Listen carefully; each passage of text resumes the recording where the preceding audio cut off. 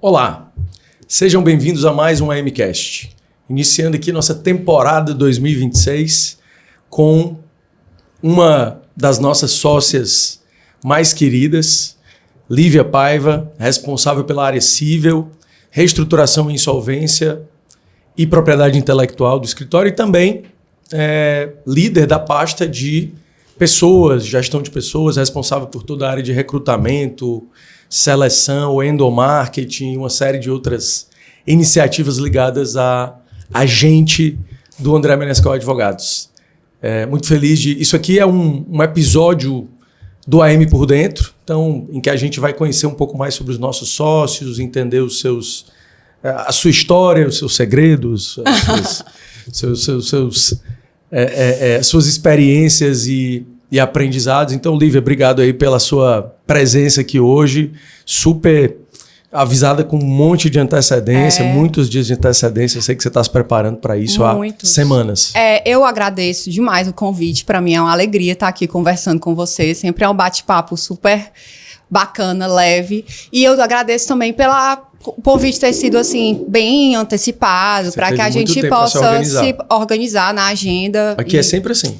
É, sempre assim. A gente sempre faz as coisas com muita antecedência. Mas, Lívia, aqui a graça é fazer as coisas sem roteiro mesmo. Com certo? certeza. Então, você tem Para quem não conhece, a Lívia ela vem de uma jornada na advocacia um pouco diferente dos nossos demais sócios. O escritório tem um time muito plural. Então, tem gente que veio de jurídico interno.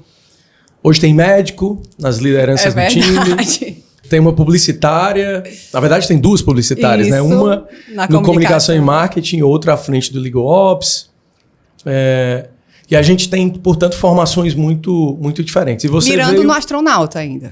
A gente ainda não tem ninguém, mas, cara, é sempre uma possibilidade. Claro. Um engenheiro, uma coisa assim. Por que não? Engenheiro seria legal.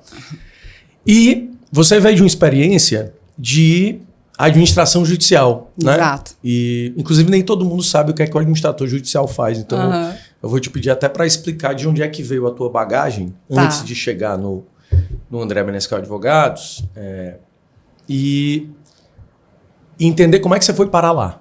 Tá. Né? Quem é a Lívia no seu histórico de advocacia, de atuação profissional e como é que foi essa virada também para vir para a advocacia, liderando uma área no escritório. Tudo começou com o meu estágio, né? Assim, desde que eu entrei para a faculdade, eu queria muito trabalhar e queria muito fazer estágio. E aí, eu fui buscar essas oportunidades no Tribunal de Justiça aqui do Estado. E uma das oportunidades que surgiu para mim foi numa vara especializada de falência e recuperação de empresa. Então, eu passei a ter contato com esse assunto, que é um assunto tão específico. Passei lá 1 ano e meio, me formei, fui para a advocacia geral, né, como é de praxe, né, no dia a dia das pessoas que fazem o direito. E 3 anos depois eu fui chamada para coordenar uma massa falida. O que é uma massa falida? Existe uma empresa que foi decretada a quebra dela e é nomeado um administrador judicial para que ele gerencie tanto o ativo como o passivo. E aí eu assumi essa coordenação do jurídico interno dessa massa. A partir daí a gente fazia todo o acompanhamento, né, dessa parte de liquidação de ativos, a parte de liberação de irregularidades nas propriedades, pagamento dos credores, que é o principal, né, o principal mote é esse. E mais ou menos uns 4 anos depois, eu fui nomeada pela primeira vez administradora judicial, em uma recuperação judicial. E aí eu passei nesse cenário, fui administradora judicial das 3 varas especializadas aqui do Estado, né? E em 2024, mais ou menos, eu olhei e percebi que a gente podia mais. Que enquanto profissional poderia mais, tendo em vista que a administração judicial ela é restrita, porque a gente tem clientes pontuais que são que é o Poder Judiciário. E a gente via muitas oportunidades passarem. E em 2024 eu fiz essa virada, decidi não mais ser administradora e passar para a advocacia particular. Isso aconteceu em julho, mais ou menos. Em setembro, eu ouvi falar de um nome chamado André Menescal. Que revolucionou a sua vida. Totalmente. Inclusive, me disseram que você divide a sua vida, né? Entre antes de André Menescal, né? AM e DAM. DAM, exatamente. Faz sentido. E aí falaram, o André tá querendo montar essa área de reestruturação, insolvência, quer falar com você. Mas faz o seguinte, fala com ele, porque ele é meio corrido e às vezes ele não consegue priorizar ali aquela fala. Eu tava, e aí é muito importante essa informação, porque eu acho que eu nunca te contei essa história. Eu estava na academia quando veio essa informação pra mim. Eu falei, vou falar com ele, no elíptico, tá? Aí eu falei, cara, vou mandar uma mensagem pra ele aqui e vou entender qual é. E aí mandei a mensagem pra ti e tu falou, quero falar contigo 2 dias depois. E aí a gente se encontrou pela primeira vez. E aí deu match, né? Assim, eu cheguei muito formal, tentando ali apresentar uma persona muito profissional. E aí me deparei com alguém que é muito parecido comigo. Que é uma pessoa pouco burocrática, que é uma pessoa que é de fazer, mas sem muito rapapé, né? E aí a gente decidiu juntar as nossas forças, né? E aí foi bem nessa parte da transição também que você estava fazendo. E me juntei à turma com essa área de reestruturação e insolvência. Em dezembro, a gente abre o escritório em novembro. Em dezembro, a gente já estava com o nosso primeiro cliente, né? Um cliente, inclusive, de fora. E a gente começou a tocar a área. E nesse meio tempo, por perceber essa minha facilidade, né? Essa minha que vem da Dona Maria Tereza, que é minha mãe, de comunicação, de gostar de gente, você também olhou para mim e disse, cara, eu preciso de alguém que cuide por hora das minhas pessoas. Provisório. É provisório. Pouco tempo. E aí eu disse, nesse dia era um pré-feriado. Eu tava entrando em casa, você ligou para mim e falou, tô muito preocupado com a gente precisa aumentar nosso time, eu não tô encontrando alguém que possa fazer isso por mim. Eu disse, eu não sei se você lembra, mas eu falei para você assim, eu não sei porque que você tá preocupado, porque você tá falando com uma pessoa que vai resolver seu problema. E aí a gente foi trabalhar no feriado, inclusive, para organizar esse fluxo. E a partir daí eu comecei a cuidar também da gente, né, das pessoas aqui do escritório, que para mim é uma das coisas mais... Hoje um pequeno exército, né, de mais de 140 pessoas. Um pequeno exército. A gente começou com 60 pessoas e hoje nós somos 142, né? Então a gente teve um crescimento aí exponencial no número de pessoas, vários perfis, várias necessidades de olhar para o mercado com as necessidades que o escritório estava buscando. Então, com muito orgulho também, como você diz, essa minha função off-label off-label de cuidar de gente aqui do escritório. Todo mundo aqui tem alguma função off-label, todos, né? Tem uma especialidade e cuida de alguma outra coisa. Total. E Lívia, nessa vertente de cuidar das pessoas do escritório, o que é que tem sido, talvez, o maior aprendizado, o maior desafio?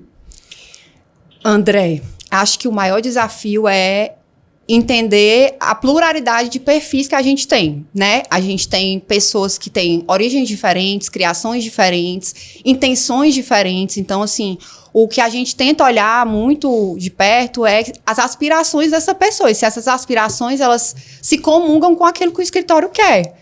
Que o escritório também faz sentido para ela, né? Mas é um desafio conseguir equilibrar esses perfis para que eles funcionem de maneira saudável para si e para o escritório também. É um dos meus maiores desafios hoje.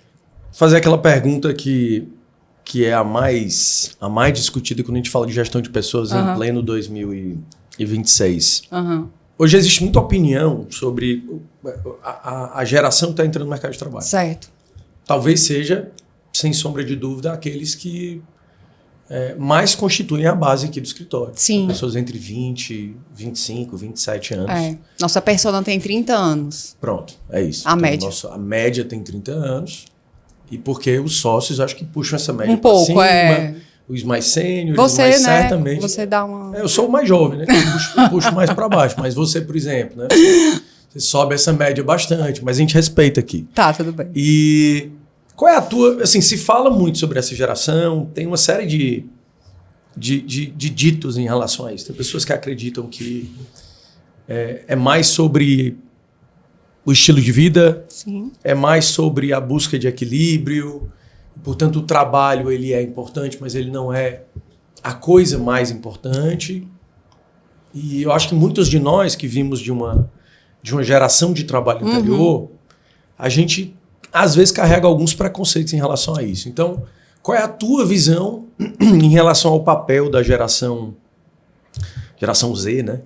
No trabalho hoje? Qual é o papel, o que é que elas entregam de melhor, quais são os ganhos e as dificuldades de lidar com as pessoas que estão entrando hoje com 22, 23 anos no escritório? São perfis bem diferentes da nossa geração, né? A nossa geração pegava o processo, botava embaixo do braço, ia para o fórum despachar com a pauta na mão e não havia problema quanto a isso. Essa geração já é uma geração digital. Então, é uma geração que ela traz para ela uma necessidade de maior facilidade, né? Querendo ou não, e isso não é um demérito, pelo contrário. A gente também se beneficia disso. Sim. Mas eu entendo que essa geração é uma geração que ela exige um pouco mais de celeridade no crescimento. Enquanto a gente tinha aquela coisa de colocar o tijolo, fazer a base para conseguir estabelecer uma casa sólida. Não havia sentido a gente querer crescer, correr mais do que a perna aguenta. E eu percebo que essa geração é uma geração um pouco mais ansiosa no que diz respeito a isso.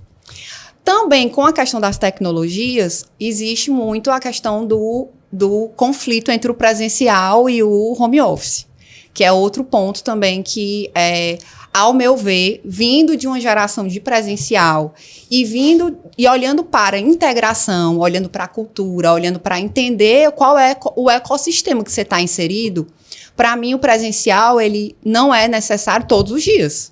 Mas você precisa entender com quem você trabalha, você precisa entender, às vezes é um olhar, às vezes é um olhar, é uma fala. Então, assim, eu percebo que é uma reticência dessa geração também, de se deslocar, que também a gente está falando de há 15 anos atrás, eu pegava o Parangaba Papicu e ia para o estágio todos os dias e voltava lotado, tá tudo certo. Não existia a opção, né, do home office, não estava no cardápio. Exatamente.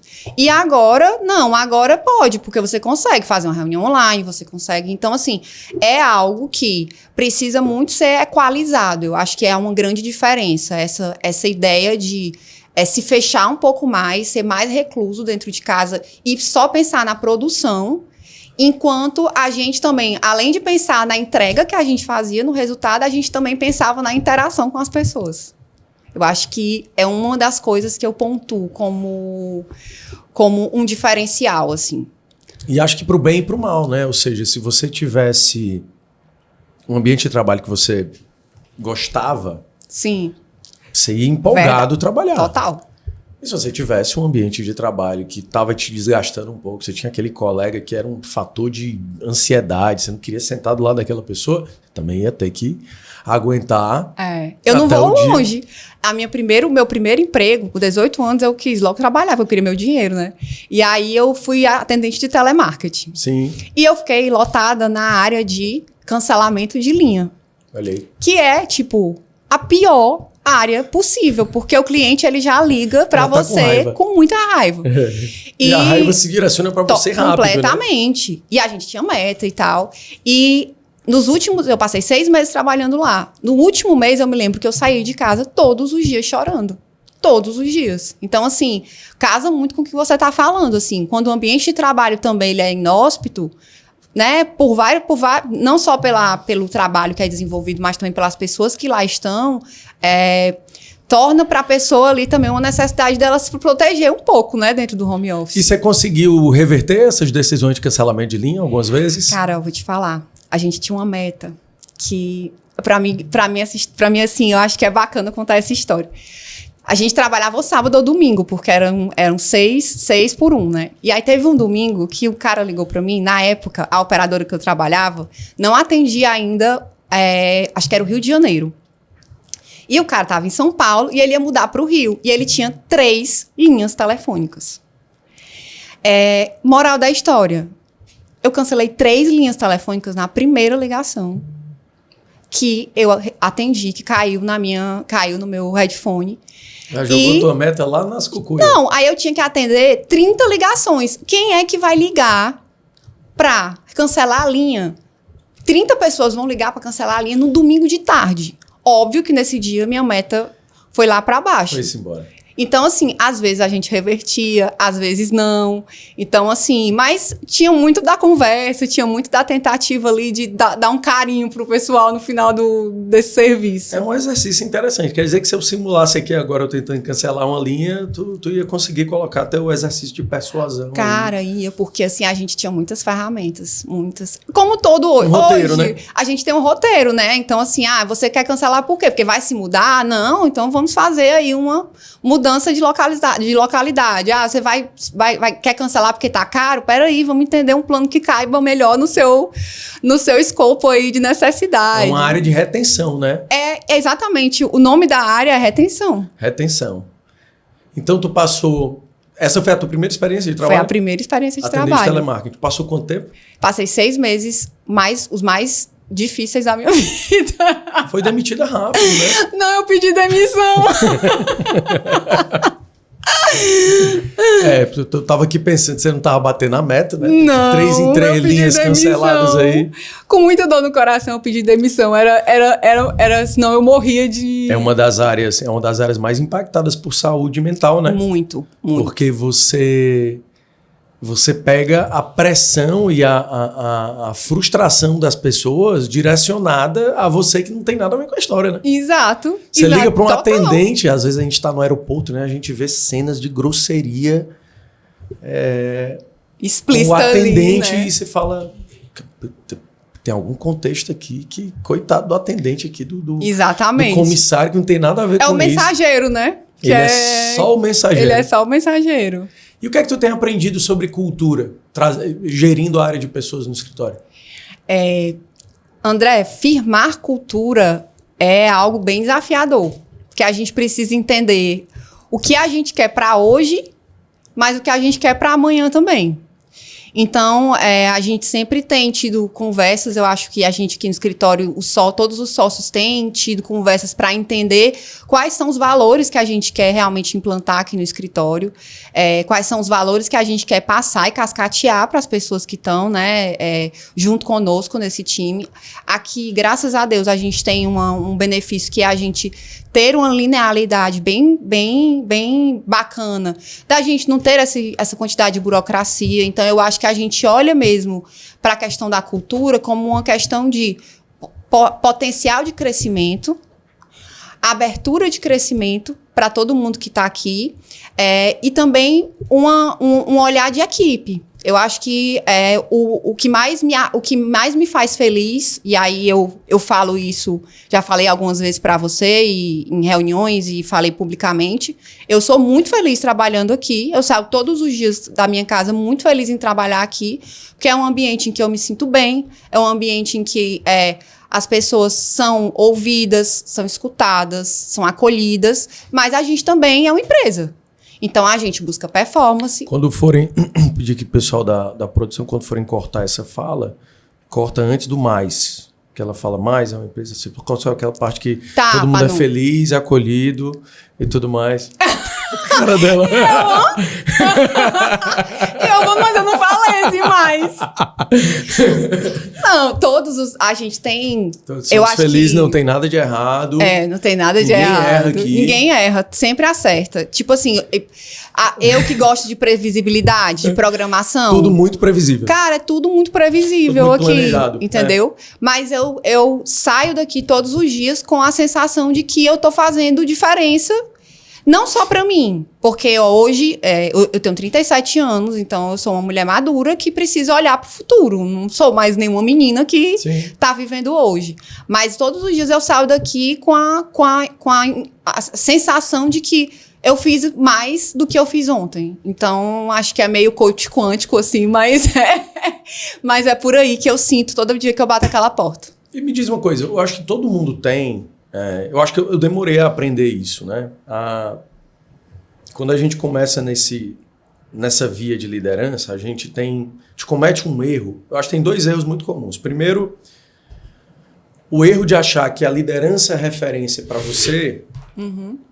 precisa ser copiada por você quando você se torna um gestor de pessoas, um líder. Eu acho até líder uma palavra muito bonita, porque no começo a gente tem um grupo de pessoas que a gente precisa influenciar a tomar certas decisões e exercer certas atividades.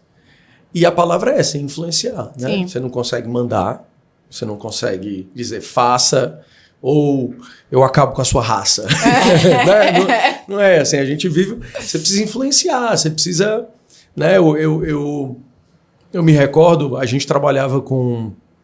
Eu trabalhei uma época com os suíços, e um deles, o Thomas, uma vez comentou comigo como é que era quando ele falava pro jardineiro dele... que ele queria mudar alguma coisa no jardim da casa dele lá. Ele morava em Zurique, perto ali na verdade, no subúrbio de Zurique, numa casa mesmo, e ele falava assim, André, e isso é uma visão, porque a gente é um país ainda muito... A gente ainda tem muito resquício de uma cultura diretiva, né? Nós somos um país escravagista, nós somos um país com diferenças sociais brutais. Então, ainda existe um Brasil em que ser chefe, ser líder, ser gestor de pessoas é mandar. Mandar e dizer faça e faça, né? Mas cada vez mais a gente se sofistica para ir pro lugar onde a gente tem que estar. Ou seja, liderança é influência. Você não vai conseguir resolver nada mandando. E eu me lembro do Thomas falando que quando ele queria mudar alguma coisa no jardim dele, e a gente está falando de uma mão de obra mais braçal, um cara que está ali para fazer as correções do jardim da casa dele. Mas ele dizia, ele dizia assim, André, eu chego de manhã e falo, fulano, estava aqui pensando, o que você acha se a gente cortasse assim os arbustos de tal maneira, dessa forma? E aí, dessa forma, o funcionário dizia... Verdade, faz sentido. Tá, ficava perfeito. Mas se ele dissesse, fulano, hoje eu queria que você fizesse isso, isso e isso, até o final do dia tem que fazer isso, geralmente ou ele não faria, ou ele faria algo diferente. E esse eu lembro sempre desse exemplo, porque no final do dia, todos nós queremos ser parte da decisão, mesmo daquilo em que a gente é determinado a fazer. E a gente também no exercício da liderança, a gente não fica feliz quando você fala assim, a gente precisa fazer dessa forma, e você percebe que a pessoa não comprou a ideia, e ela vai fazer, mas ela não comprou a ideia. Né? E a gente fica naquele exercício de assim, eu preciso que compre a ideia. Então acho que um primeiro erro é quando a gente copia, a gente quer copiar o líder que para nós foi uma referência. E a gente precisa, na verdade, aprimorar. E o segundo é, eu acredito que a gente espera das pessoas, quando a gente começa a gerir equipes, a gente espera das pessoas e a gente não sabe o que esperar. Então, essa palavra liderança e tal, na realidade, muitos de nós começamos a liderar por instinto. Por instinto. Total. Então, a pergunta que eu te faço sobre isso é, nessa jornada de liderança, aos poucos, o que é que ainda hoje é para ti a maior dificuldade? Como é que você lida com a discórdia? Como é que você lida? A discórdia não, com o desacordo, né? Eu quero fazer isso, mas eu não consegui gerar um convencimento nas pessoas que eu estou tentando influenciar para aquela decisão. Quais são as tuas estratégias para fazer isso aqui funcionar, já que a gente não tem a opção de virar e falar assim, não, precisa fazer, acabou-se a história. Se você gastar esse cartucho, você não vai usar esse cartucho todo dia, né? Com certeza. Então, quais são as tuas estratégias para fazer aquela decisão ser tomada da maneira como você gostaria? Primeira coisa é conhecer as pessoas com as quais você trabalha, né? Que estão ali dentro do seu time. Então, assim, eu brinco que eu não falo com a minha mãe da mesma forma que eu me comunico com o meu pai. São pessoas que têm ali um nível de... eu posso pedir a mesma coisa, porém vão ser palavras diferentes e provavelmente vai ter um tempo, talvez, de maturação diferente. Então, eu faço muita questão de conhecer as pessoas com as quais eu trabalho. Daqui do escritório, eu sei o nome de todas as pessoas, eu tento conhecer um pouquinho da história, tento ser... É o meu jeito. Então, assim, a minha gestão, eu tento sempre trazer algo no sentido, como você colocou no exemplo do suíço. A gente tem esse cenário e eu entendo que a gente poderia caminhar por aqui. Vocês acham que a gente consegue caminhar por aqui? Ou vocês têm alguma outra ideia que a gente possa ter mais prosperidade? Porque a minha cabeça é uma só. E hoje eu tenho uma equipe com 5 pessoas que têm expertises diferentes, que têm vivências diferentes e que, às vezes, aquela solução que, em tese, por ter... Porque eu acho que a gente ainda se equivoca muito, André, nessa história de eu tenho uma senioridade maior, então eu tenho que ter uma solução mais assertiva do que as pessoas que estão ali crescendo.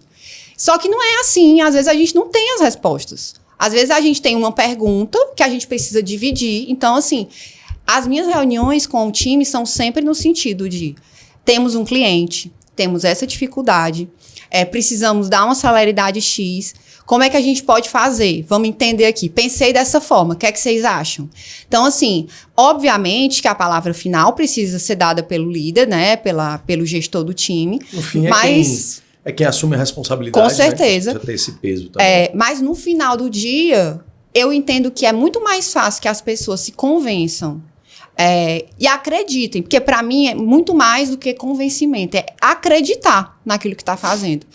E que eles acreditem que aquilo vai dar certo e passem a atuar daquela maneira. Então, assim, eu tenho uma comunicação muito aberta com as pessoas com as quais eu trabalho. Então, assim, não tá dando certo aqui, senta aqui, vamos entender o que foi que houve. Vamos mudar a rota. Não tem certo, não tem errado. Tem o que dar certo. E a gente quer fazer dar certo porque não tem outra opção, né? Eu estava aqui pensando em outras 2 perguntas que eu acho que são importantes e dizem muito sobre a nossa... Cada um de nós tem os seus macetes, né? Sim. Para se organizar, mas também macetes para se motivar, né? Sim. Ninguém acorda todos os dias motivado, né? E isso é geral. Isso é geral. A gente só vai criando maturidade ao longo do tempo e vai descobrindo que nós não somos essa figura totalmente diferente do resto, que todo mundo sofre os mesmos dilemas. Uhum. Mas todo mundo tem também, na minha crença, uns botõezinhos que, se você apertar, você desperta pro bem ou pro mal. Ou você desperta e se motiva e fica energizado. Uhum. Ou você também tem aqueles botões que falam, nossa, agora eu fiquei mal, fiquei triste, isso aqui não é um assunto que eu gosto. Então, não quero levar para esse segundo lado, mas vamos pro primeiro lado. Para você se motivar, quando você acorda assim de manhã e fala, cara, eu hoje quero dominar o mundo. Né? A gente fala muito isso aqui. E aí, o que vamos fazer hoje? Pink, né? Dominar o mundo. Cérebro, o que vamos fazer hoje, cérebro? Dominar o mundo. O que é que te incentiva e te motiva a acordar com esse espírito? Assim, sei lá, às vezes é uma viagem muito legal que você quer fazer. É uma coisa que você tem vontade de adquirir. Ou é uma visão de si mesma no futuro. Qual é essa imagem ou esse objeto de desejo que te faz dizer assim, eu vou ser a melhor, eu vou entregar essa meta aqui, eu vou bater rápido, eu quero a próxima. O que é que te leva a esse espírito?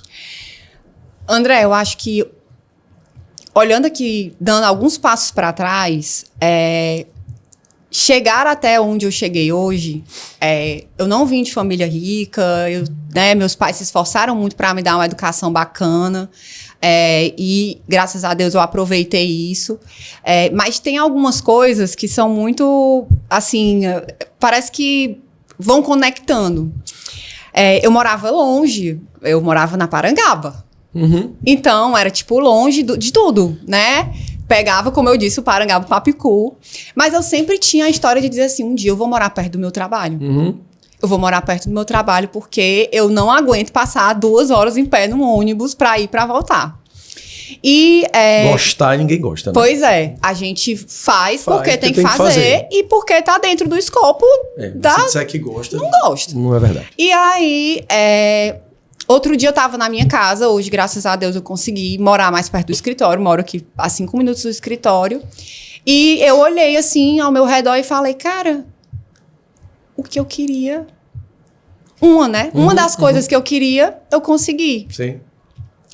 E eu acho que hoje eu olho para outras coisas. Claro.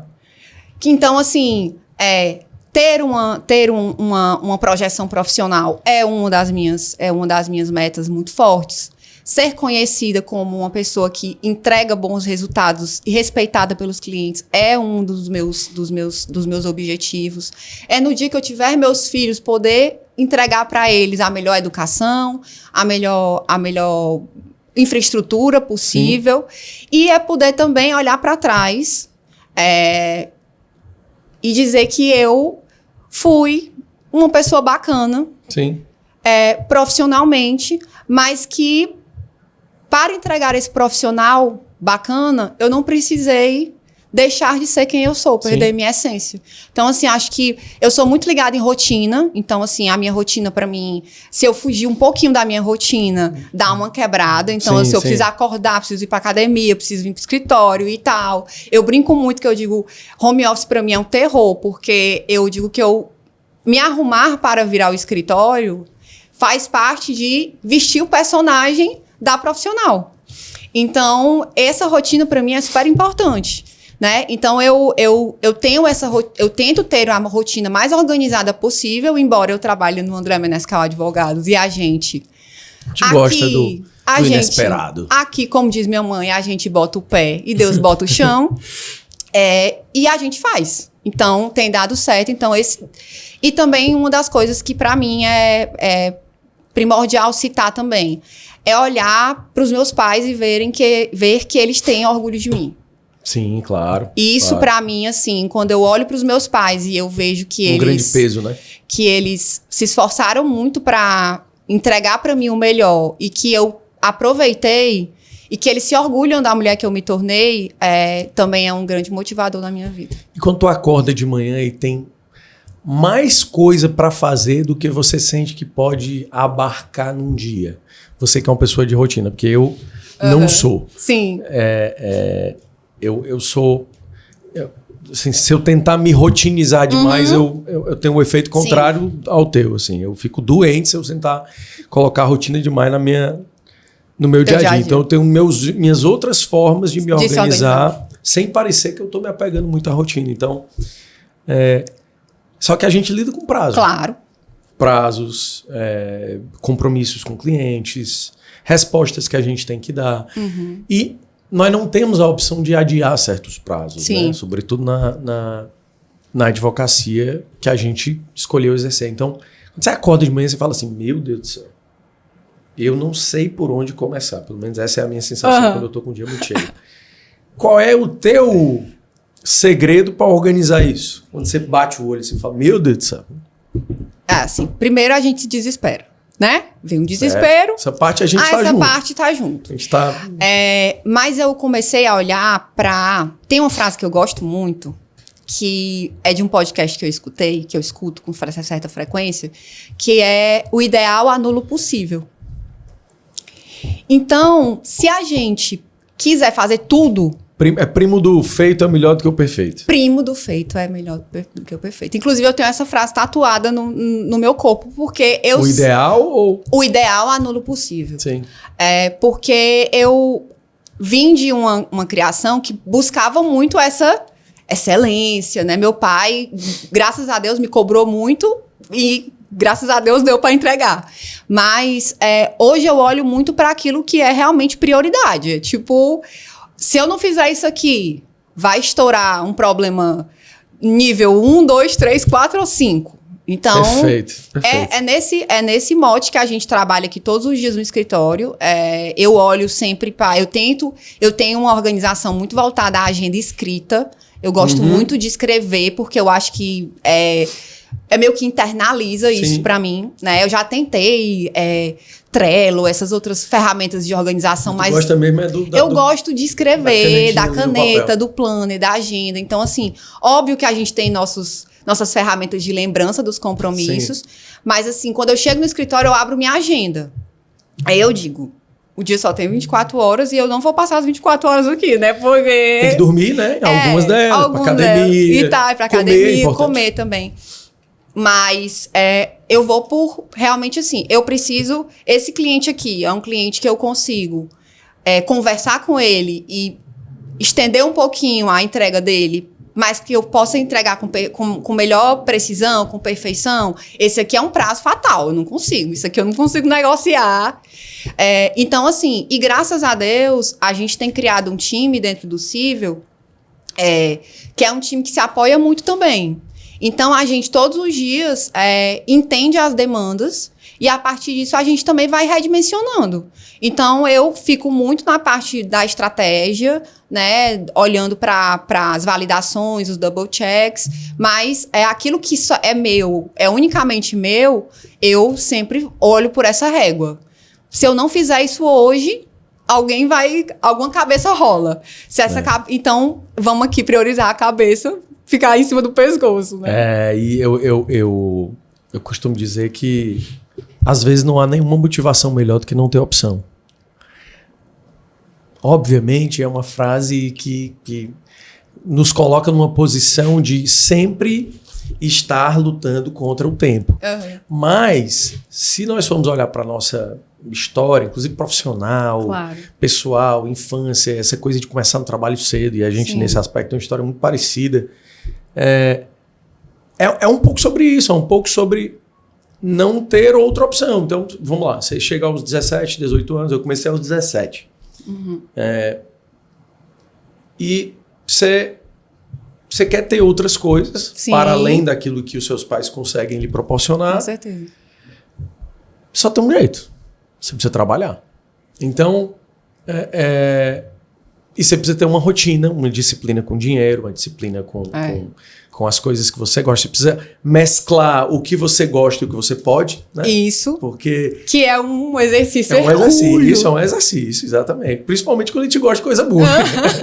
Porque paladar não retrocede. Não retrocede. Assim, você conhece coisa boa, você não quer mais voltar para aquilo que era anterior. Então,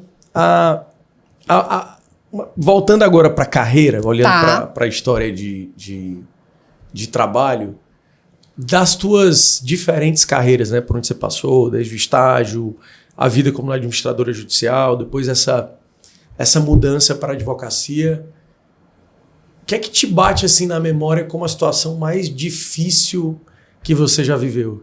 E por outro lado, qual foi a situação mais cômica ou atípica ou engraçada que você já viveu? Sempre aqui preservando personagens, com certeza, nomes e dados. Eu acho que tinha mais difícil que eu me recordo realmente no momento em que eu era administradora.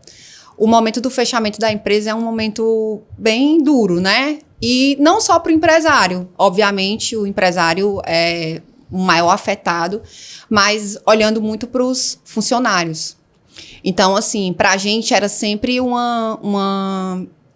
momento de muito cuidado que a gente precisava ter, porque a gente estava ali desguarnecendo pessoas que, de certa maneira, não tinham nenhum tipo de ingerência sobre aquele resultado. Sim. Né? Então, a gente estava falando de vidas, de famílias. Então, assim, para mim, eu listo como momentos difíceis esses, que graças a Deus a gente conduzia da maneira mais acolhedora possível, dentro, obviamente, do cunho ético que a gente tinha, mas que a gente tentava facilitar ao máximo esse momento, né? Facilitar e dar um conforto maior.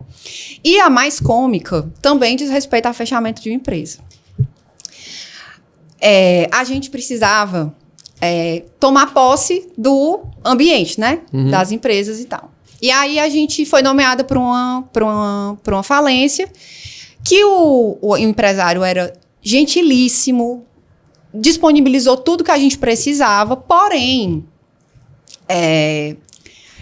era um comércio, e esse comércio tinha aquelas portas de comércio, né? De subir e baixar, aquelas que tem o tambor. O tambor. E aí ele mandou todas as chaves por um mensageiro, mas era um molho de chaves, tipo assim, com gigante, muita chave. Casco de filme. Aí a gente tentou abrir, tentou, o staff da gente tentou abrir, não conseguiu. Eu falei, cara, chama um chaveiro, vai ter que arrombar, né? E aí, beleza, estava eu esperando o chaveiro arrombar. O chaveiro começou a bater no tambor para tirar do lugar. Eu estava numa distância considerável.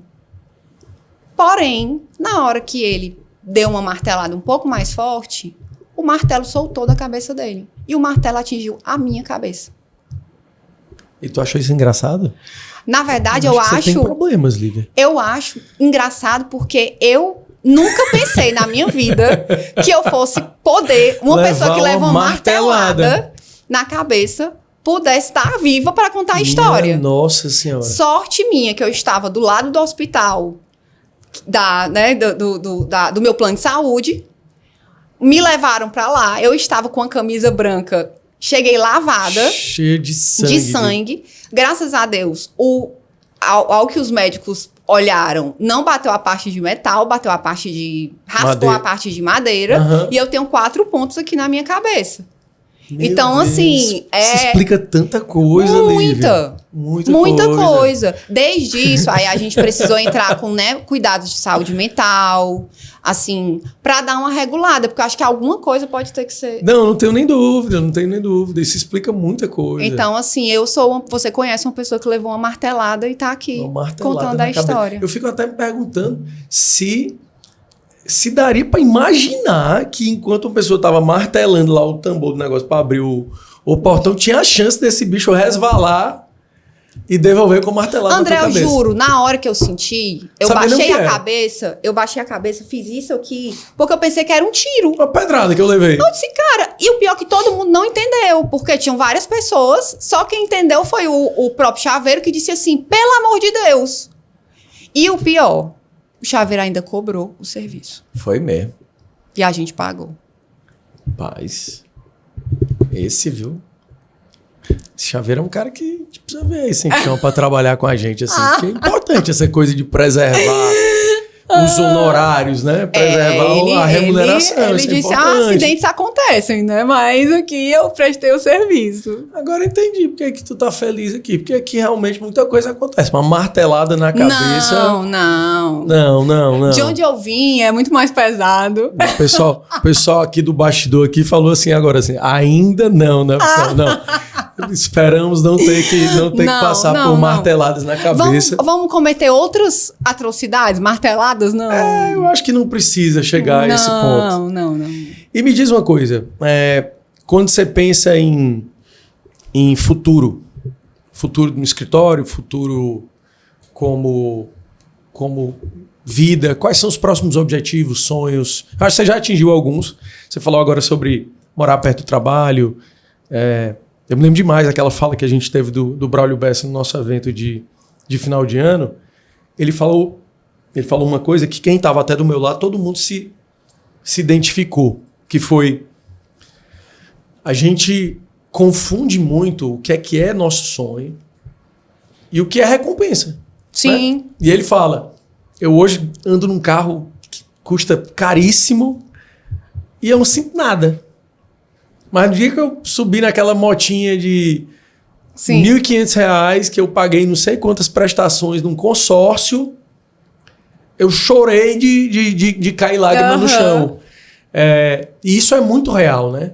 A gente tem nossos sonhos e não adianta. Alguém pode contar o sonho mais mirabolante para você e você pode até atingir algo que seja o sonho daquela pessoa. Sim.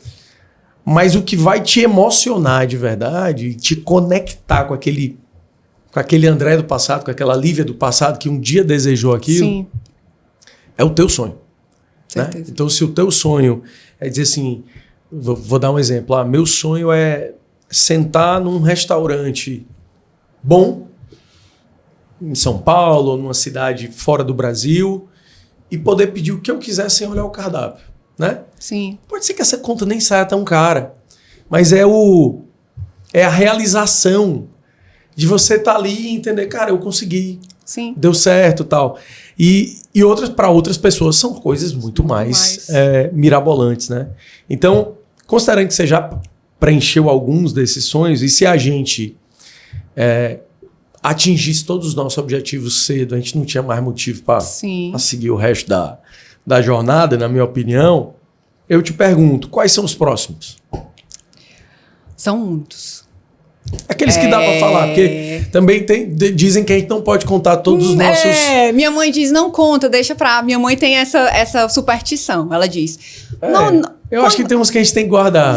Vai fazendo, na hora que acontecer, você diz, eu trabalhei muito para isso. Mas eu tenho muito o sonho de conhecer o mundo, é um dos meus sonhos. Eu acho que conhecer o mundo abre pra gente... Tem um lugar específico que você olha assim... Você vê o Instagram, vê uma foto, você fala assim, cara, esse aqui é o que eu vou estar lá e eu vou dizer assim, deu certo. Tem. A Grécia, eu tenho muita vontade de conhecer a Grécia. Muito. Porque pra mim, eu tive um professor na escola chamado Hermes. E sabe aqueles professores que marcam? Sei. E ele foi o meu professor dessa parte, né, de Grécia. História e antiga. Eu lembro que eu ficava babando, assim, ele contando as histórias e eu... Gente, o mundo foi criado, assim, né? As coisas aconteceram e iniciaram de lá. Então, assim, faz muito sentido você conhecer de onde vem para o que chegou hoje. Então, assim, eu tenho muita vontade de conhecer a Grécia. A Itália também é um lugar que eu tenho muita vontade. Dá para fazer na mesma viagem. Que aí depois você monta aí um roteiro para mim, que isso vai acontecer. Prazer. Vai acontecer muito em breve. E eu acho que muito isso, André, de dizer eu quero morar em tal lugar e eu vou poder morar nesse lugar, mesmo que eu precise me esforçar mais, eu vou querer sair no final de semana, sentar num restaurante, pedir o vinho que eu gosto, pedir a comida que eu gosto. São Brás, né? São Brás? Não. Já foi. Não, a gente pode falar essas marcas aqui? Eu não sei, será? mas... Será que isso é um problema de propriedade intelectual? Aí eu vou ter que checar com os meus... Tem que ver com os alfarrábios. Mas assim, é um pouco... Não chega assim a tanto, mas também não precisa chegar lá embaixo, entendeu? Entendi. Mas assim, aquela sangriazinha legal. Mas assim, sentar, encontrar com os meus amigos e poder ter uma vida confortável. Eu acho que por ter visto muita batalha dos meus pais, eu entendo que eu preciso estar inserida no meio hoje pelos meus esforços em entregas para a vida, para a minha vida, para a vida da minha família, de tudo que pode vir pela frente, de maneira mais tranquila. É isso que eu quero. E pensa assim, a gente... E acho que agora até um recado assim para as pessoas. A gente está numa profissão... Eu não vou nem falar das mudanças e impactos externos por conta da IA, por conta das ferramentas que igualaram muito as pessoas, né? Hoje, se você souber usar as ferramentas que existem, você vai muito... Esses dias um amigo estava explicando de uma forma muito simplificada uma forma de capitalizar uma palestra, né? Eu tinha acabado de dar uma palestra e ele deu uma ideia. Obviamente não é o meu foco, mas ele disse, André, essa fala tua aí de 1 hora, se eu pegar essa tua fala, transcrever, jogar numa boa IA, fazendo, obviamente, os prompts certos e tal, e dizer, transforma isso em e-book. Der o viés legal para esse e-book. E, na sequência, pegar esse e-book e vender na internet, eu transformei em receita aquele conhecimento desde que você atinge as pessoas certas com aquele conhecimento.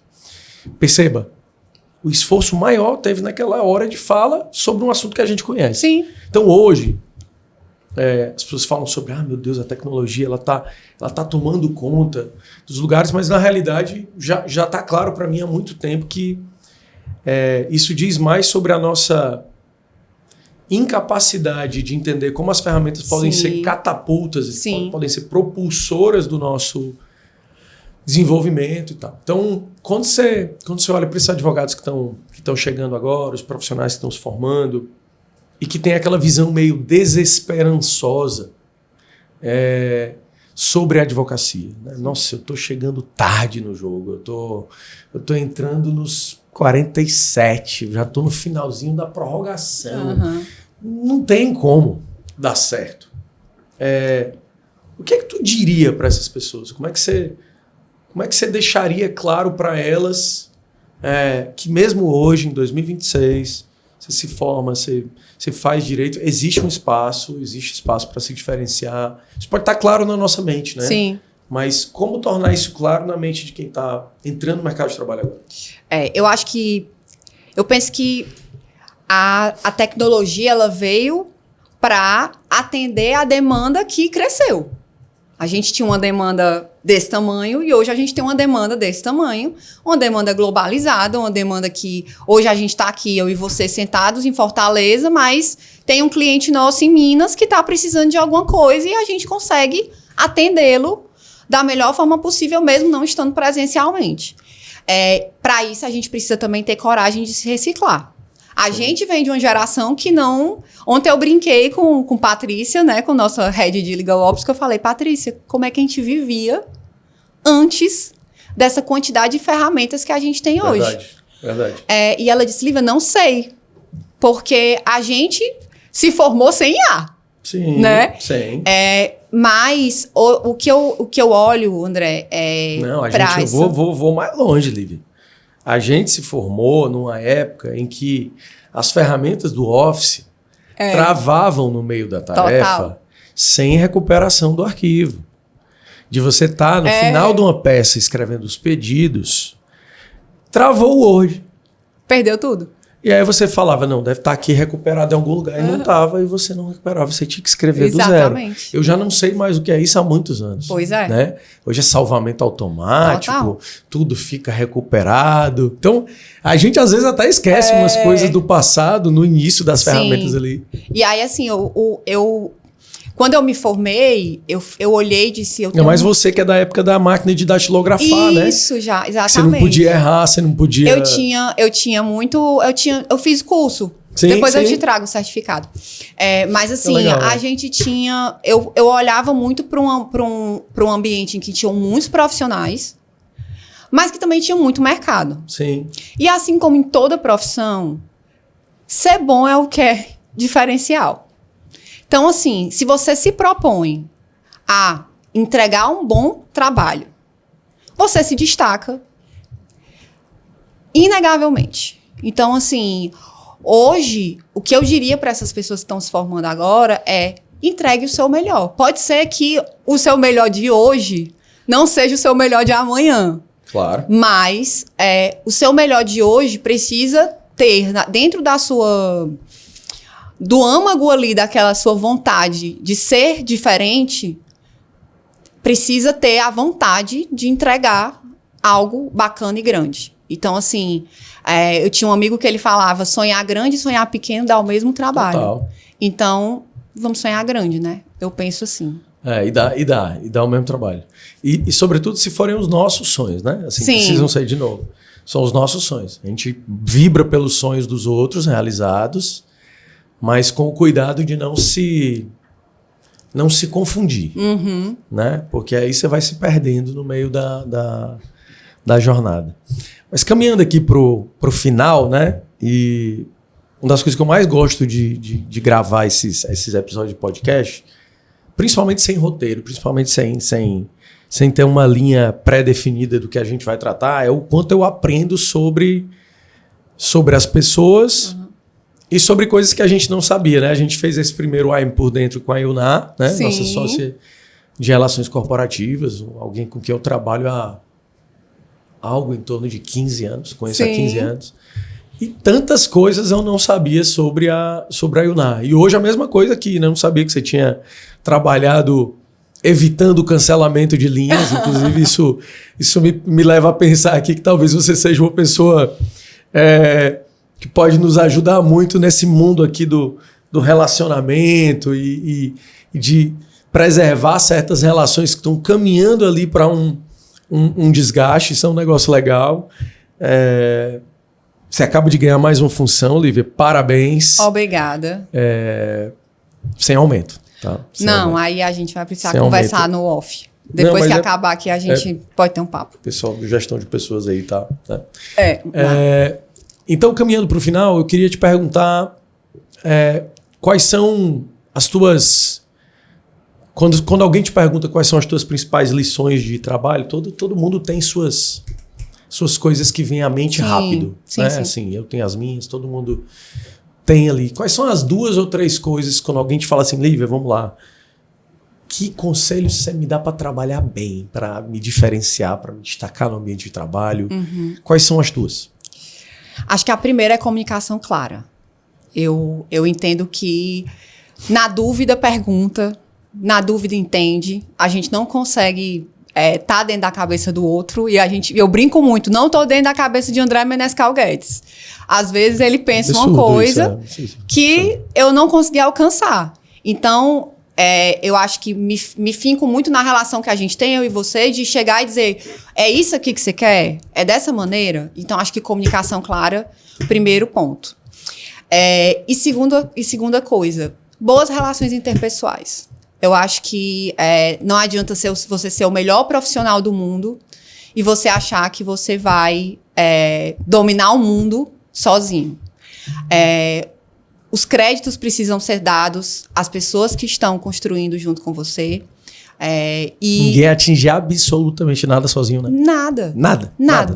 Então eu tico isso muito como os até dois conceitos. Até na época que você estava lá atrás... Pra você chegar em algum lugar, tinha que ter um motorista de ônibus, né? Exatamente. Dirigindo aquele ônibus. Exatamente. Acordando cedo, indo lá, fazendo e ajudando aquelas 40, 50 pessoas, dependendo do dia mais. Exato. que estavam dentro daquele ônibus indo pro trabalho. Então, assim, ninguém age nem chega em nada sozinho, né? E aí eu ouso te dizer uma terceira coisa para encerrar. A gente não tem que ter vergonha de não saber de alguma coisa. Eu acho que quando a gente está com um time que é um time conciso, a gente tem que ser transparente para chegar e dizer assim, eu quero fazer isso aqui dar certo. Me ajuda. Então, assim, acho que esses 3 pontos são os que eu destaco para que a gente possa ter boas relações, não só profissionais, mas pessoais também, ter uma boa vida como um todo. Fora que é libertador, né? Total. É libertador, se libertar da pressão de querer ter resposta para tudo e você poder dizer, não sei. Me ajuda aqui a pensar fora. E outra coisa é o fenômeno mágico, que é quando você se abre a dizer que não sabe e você descobre que quem te perguntou às vezes já tem a resposta. Sim. Você só precisa, né? Aquela coisa meio método socrático. Tipo isso. Né? Retórica, né? Só assim, a gente tá só... Dá pra brincar disso o dia inteiro, assim. Com certeza. E é uma arte também, né? Fazer boas perguntas. Mas eu quero te agradecer, dizer que aprendi um pouco mais aqui sobre você e sobre vida aqui. Eu acho que tem muita coisa legal. É claro que algumas coisas chamam mais atenção. Por exemplo, para mim agora você é a nossa sócia que levou uma martelada na cabeça. Não precisa me colocar mais pressão agora... porque eu levei uma martelada e sobrevivi, tá bom? Não, pelo contrário, eu vou tratar com mais empatia, sabe? Porque eu agora realmente fiquei com muita coisa, ficou mais clara na minha mente, assim, eu me solidarizo, tá? Tá bom, obrigado.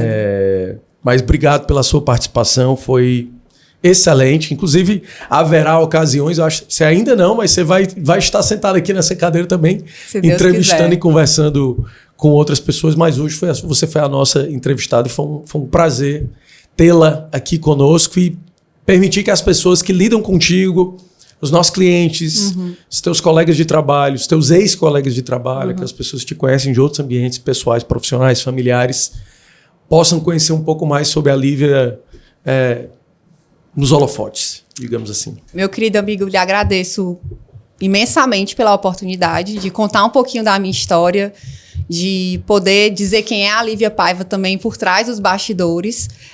Estou à disposição para sentar na cadeira que você disser que eu preciso sentar.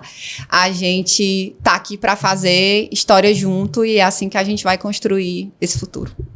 Rapaz, essa é minha sócia, viu? Quem fala assim não gagueja, não. Bom, esse foi mais um episódio do AMcast. Hoje eu conversei com a Lívia Paiva, nossa sócia cível, reestruturação, insolvência e propriedade intelectual. Um bate-papo muito legal. Mais um pedacinho da série do AM por Dentro, conhecendo os nossos líderes, nossos membros do escritório, que fazem essa composição tão plural que é o nosso André Menescal Advogados. Quero agradecer a nossa audiência de hoje e até o nosso próximo episódio do AMcast.